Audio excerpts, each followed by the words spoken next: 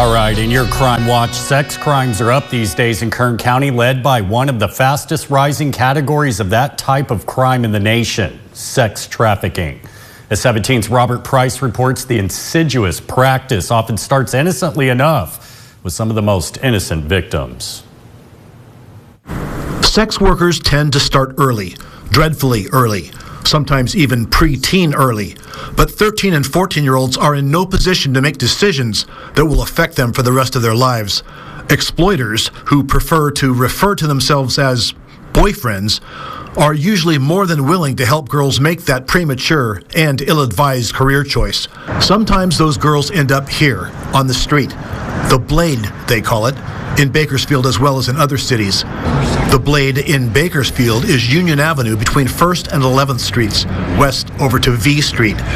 It's a tough way to do business, loitering on sidewalks and reporting back to a handler lurking in a car on a side street, which is why some exploiters, pimps, sugar daddies, whatever, use a two-pronged approach.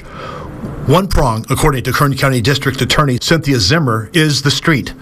Two, she said, is social media. In the old days, I guess, when I first started in the early 80s, it was undercover operations on Union Avenue, prostitute stings and John stings, the two different kinds.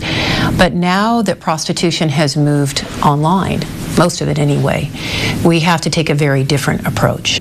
And our focus is on the traffickers and on the predators who exploit children.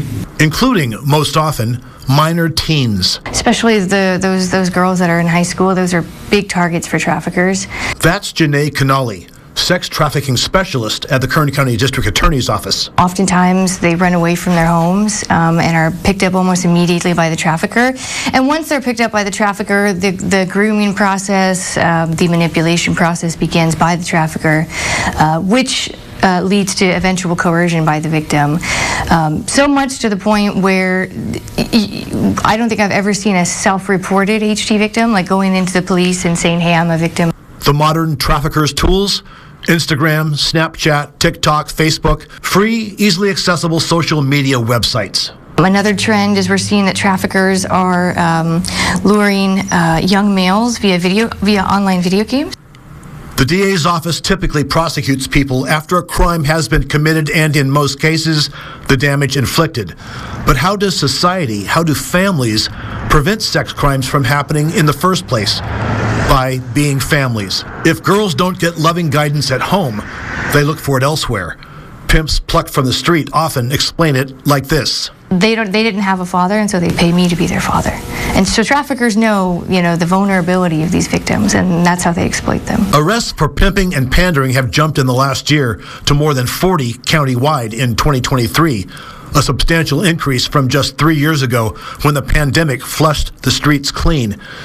In addition, the DA has convicted more than a dozen individuals for sex trafficking this year. Now Zimmer is taking her message straight to the kids, preparing a series of student body assemblies at middle schools in the Bakersfield City School District.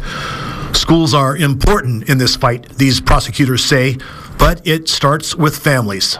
The number one way you can minimize human trafficking, pay attention to the kids. Family dinners are a good start. In Bakersfield, Robert Price, 17 News.